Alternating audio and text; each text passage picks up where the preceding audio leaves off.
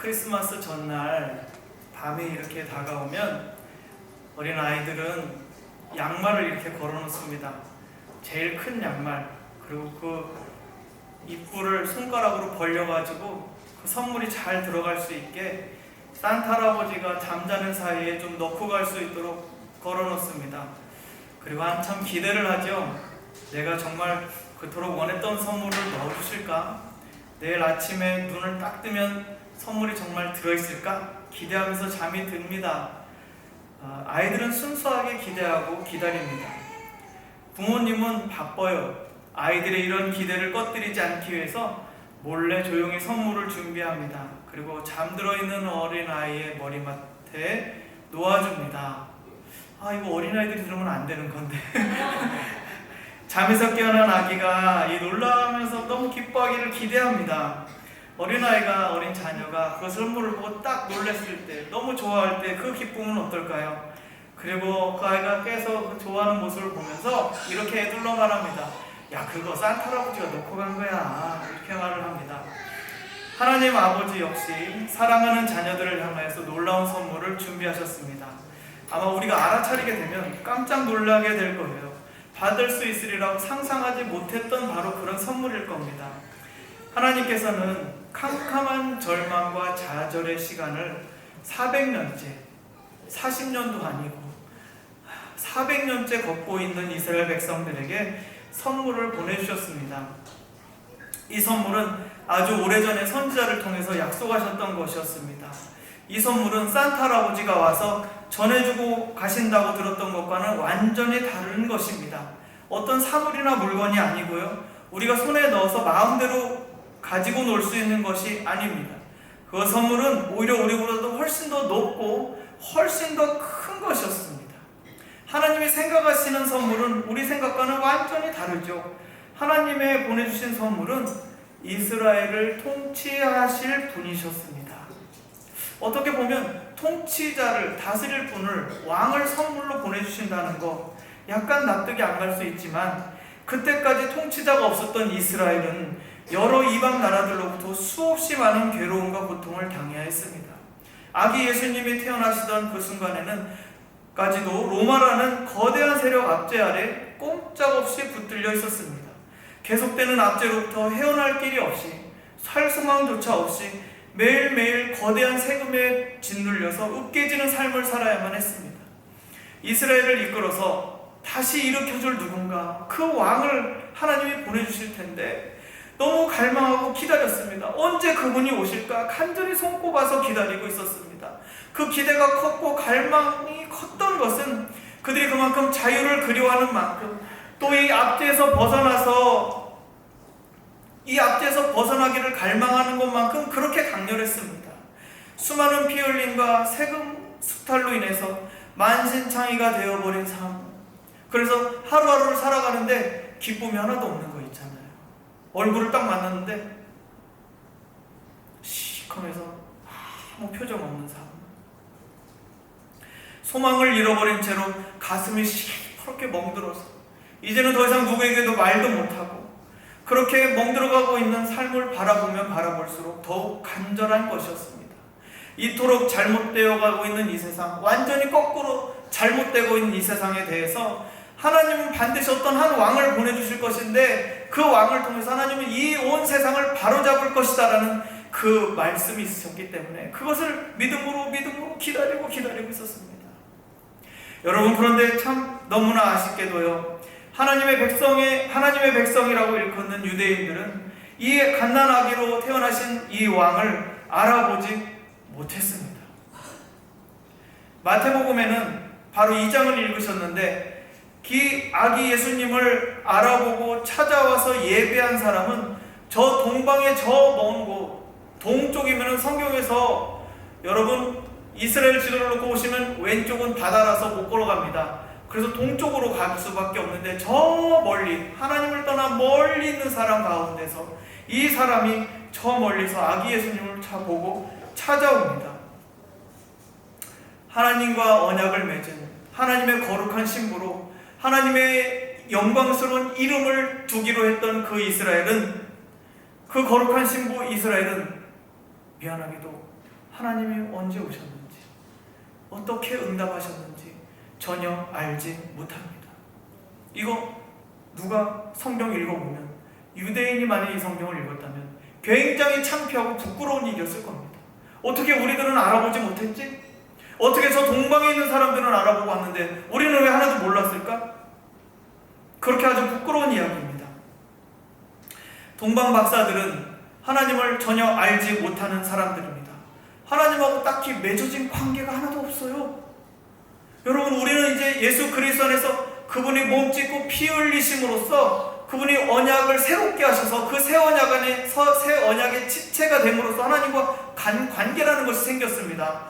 그러나 동방 박사들은 아무런 관계가 없는 이방인입니다. 그런데 별을 바라보면서 관찰하는 가운데 유대인의 왕께서 태어났다는 사실을 발견하게 되었습니다.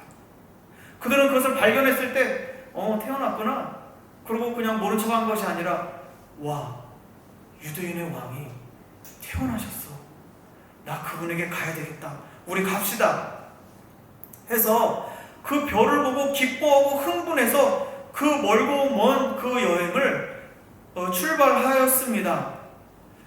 여러분, 이스라엘 백성이 바빌론으로 끌려갔다가 다시 이 가나안 땅으로 돌아올 때 5,600km 정도라고 해요. 제가 부산에서 사역할 때 서울의 본가까지 딱 400km였습니다. 차 타고 가는데도 죽을 뻔했습니다. 힘들어서. 그런데 이 엄청난 거리를 이들은 몇 개월이나 걸려서 찾아온 거예요. 놀랍지 않으십니까? 저만 흥분하고 있는 건 아니죠. 그래서 그 왕을 만나 뵙고 예배하기를 원했습니다. 한 걸음에 예루살렘까지, 사막을 건너왔으니 낙타를 타고 왔겠죠. 달려왔습니다. 지나가는 그 예루살렘 성에 들어와서 이들은 질문했을 겁니다. 여보시오, 여보시오, 여기 지금 유대인의 왕이 태어나셨다는데 어디 계십니까? 내가 그분을 경배하기 위해서 찾아왔습니다. 그런데 유대인들은 아니요, 모르겠는데요? 이러는 거예요. 그래서 다른 지나가서, 아니 여보세요, 지금 유대인의 왕이 태어났다니까요. 내가 지금 저 동방 저 먼 곳에서 그분을 예배하려고 여기까지 왔어요. 몇 개월이나 걸렸습니다. 그분 좀 만나게 해주세요. 그랬더니 무슨 말씀이세요? 이들은 유대인의 왕으로 오신 분을 그렇게 예배하고 싶어 했습니다. 왜 그런지 아십니까? 그분은요, 유대인의 왕이라는 것은 그 뜻이 온 세상의 구주이라는 것을 뜻하고 있습니다. 왜냐하면 성경에서 타락한 인류를 대표해서 하나님은 이스라엘 민족을 뽑아 올리셨습니다. 그래서 모든 열방, 모든 민족, 모든 나라 가운데서 이스라엘을 들어 올리셔서 인류의 대표자로 삼으셨어요. 그런데 이 인류의 대표자인 이스라엘의 대표자가 태어났다면 그는 모든 인류의 대표자가 되는 겁니다. 그래서 지금 이들은 이스라엘의 왕, 유대인의 왕으로 오신 그분이 온 세상의 왕이 되시는 분이시기 때문에 이들은 한 걸음에 달려왔습니다. 그분은 우리가 생각하는 왕 차원이 아니에요. 이 세상에 알고 있는 왕들과 비교할 수 없을 정도로 높은 분이십니다. 그리고 그분은 자기 자신의 뜻대로 세상 일을 결정하시는 그런 지극히 높은 분이십니다. 그런데 정작 그분을 알아봤던 사람들은 동방에서 찾아왔던 이 박사들이었습니다. 우리가 박사들이라고 하니까 공부를 많이 해서 PhD를 받으신 분인가 보다. 어디 하버드에서 하셨나, 아니면 또 좋은 학교가 어디 있죠? 하버드밖에 잘 모르겠네요. 아이비리그에서 하셨는지, 그렇게 공부 열심히 해서 박사학위 받은 사람으로 오해할지 모르겠습니다. 그러나 그런 것이 아닙니다. 박사들은 한 나라의 고위 공직자입니다. 한 나라를 대상으로 지금 봉사하고 있는 아주 굉장히 큰 높은 지위와 큰 권세를 가지고 있는 사람들입니다. 여러분이 아마 성경을 읽게 되면 요셉이 이집트에 갔을 때 보디발 장군의 가정에서 잘 일하다가, 집사로 잘 일하다가 감옥에 갇힌 것을 보셨죠. 그때 만났던 사람이 술 맡은 관원장과 떡 굽는 관원장이었습니다. 이 사람들이요, 나중에 왕에게 다시 풀려나서 나가게 되는 것을 이야기 들을 수 있는데, 사실 그 당시에 우리가 생각하기에는 술 드리는 게 무슨 그렇게 큰 일인가, 아니 떡해서 드리는 게 뭐가 그리 큰 일인가 할 수 있겠지만, 왕의 옆에 가까이 갈 수 있는 것 자체가 고위 공직자임을 나타내는 것이었습니다. 술을 주면서 이거를 자기가 한번 먹어야 돼요. 먹고 살아있으면 주는 겁니다. 그러면 그 순간에 말을 할 수가 있잖아요. 그 말 한마디가 국정을 좌지우지할 수 있습니다. 그러기 때문에 굉장히 고위공직자고 나라를 섬기는 사람이에요. 그래서 왕에게 있어서 가장 신뢰하는 사람은 술 주는 사람, 밥 주는, 기미상궁 같은 그런 게 아니라 진짜 권력자들인 거예요. 그래서 최측근이었기 때문에 국정에 대해서 바로 조언하는 사람들이었습니다. 이 동방 박사들은요, 특별히 술이나 떡 같은 것이 아니라 하늘의 별을 보는 사람들이었단 말이에요. 아주 지혜가 출중하고, 그리고 끈기가 있고, 그것을 보고 해석할 수 있을 만한, 그래서 옛날에는 별을 보고 길흉을 판단했던 그런 일이었기 때문에 왕이 전쟁 나갈 때라든지 아니면은 가뭄이 들어서 물이 필요할 때라든지 국가의 어떤 다른 위기가 다가올 때에 별을 보고 운명을 말해주는 역할을 수행했습니다. 근데 여러분 생각해 보십시오. 저 동방이라고 하는 것은 굉장히 넓은 땅입니다. 나라가 한번 세워져도 요만씩하게 생기는 나라들이 아니라 거대한 나라들이 생기는 그 거대한 나라의 최고 고위공직자가 지금 아기 예수님께 경배하고 있는 것입니다. 우리 11절을 같이 함께 한번 읽어보겠습니다. 집에 들어가 아기와 그의 어머니 마리아가 함께 있는 것을 보고 엎드려 아기께 경배하고 보배압을 열어 황금과 유향과 몰약을 예물로 드리니라. 아멘. 이 동방 박사들이 어떻게 행동했는지 우리 먼저 한번 살펴봅시다. 이 작은 아기, 이제 막 태어난 아기를 향하여 극도의 공경심을 품고 그 앞에 엎드립니다. 여기서 엎드리다라는 단어는 헬라어로 핍토라고 합니다. 그 뜻은 땅에 떨어지다, 또 자신을 내던지다, 이런 뜻을 가지고 있습니다. 여기에서 다른 사람과의 어떤 관계적 의미를 추가하게 된다면 이렇게 됩니다. 어떤 사람 앞에서 의식적으로 자기 얼굴을 땅에 대고 엎드리다 라는 뜻입니다. 다시 한번 말씀드릴게요. 어떤 사람 앞에서 의식적으로 자기 얼굴을 땅에 대고 엎드리다 라는 것입니다. 그래서 경의를 표하는 인사가 됩니다. 여기 어떤 사람 앞이 그의 주인이게 된다면 엎드려서 절하는 사람은 누가 될까요? 종들이 그렇게 됩니다. 그래서 자기 주인에게 종속되고 있음을, 종됨을 나타내고 있었습니다. 여러분 한번 우리 상상해 봅시다. 동방에서 떵떵거리고 귀족 옷을 잘 입고 노예들을 부리면서 살던 박사들이 이 예수님 앞에 와서 땅바닥에 엎드려 예배합니다. 예수님 앞에서 마치 자기가 종이 된 것처럼, 예수님이 주인 되시고 자기가 노예인 것처럼 행동합니다. 예수님께서 참된 왕이신 것을 이들이 알고 있었기 때문에 이들은 예배했습니다. 이들이 예배하는 그 장소가 여러분 어떻습니까? 허름한 헛간 아니었습니까? 호적하러 왔다가 방을 구하지 못해서 헛간으로 쓰는 창고에서 그 하룻밤을 보내야 했던 곳이 아니겠습니까? 아기를 눕힐 요람도 없어서, 요즘 백화점 가보면 애들 키울 때 보니까 뉴나 리프라고 기가 막히게 좋은 게 있더만요. 나뭇잎 모양으로 생겨서 뱅글뱅글 애가 눕기만 하면 자동으로 잠자고, 세상에 얼마나 좋아 보이는지. 그런데 그런 거 없어요. 그런 것도 없어요. 그 요람 자체도 없어서 그 구유에 앉아서 그 짐승들이 가축들이 밥 먹는 그 밥통에 앉아서 누워서 아기를 눕혀놓을 수밖에 없지 않았습니까? 이렇게 가난하고 볼품없는 모습으로 오셨기 때문에 아무도 그분이 왕이신지 알아보지 못했습니다. 그리고 아무도 그분이 왕이시라는 것을 알지 못했을 뿐만 아니라 아무도 귀하게 여기지 않았습니다. 하나님의 아들이심에도 불구하고 아무도 그것을 인정해주지 않았습니다. 그런데 이들은 예수님을 알아보고 그 더럽고 냄새나는 헛간의 차가운 바닥에 자기 얼굴을 가져다 대고 엎드렸습니다. 여러분, 예배는 바로 이런 것입니다. 옛날에는 집들이 어땠어요? 가축과 같이 살았죠. 제주도만 가도 그 흑돼지랑 사람이랑 같이 살았습니다. 지금도 선교 나가 보면은 그 가축들하고 사람하고 같이 살아요. 그냥 동물도 방에 들어서 놀고 이럽니다. 그런 헛간에 그 냄새나는 냄새 진짜 어마어마하던데 그 냄새나는 곳에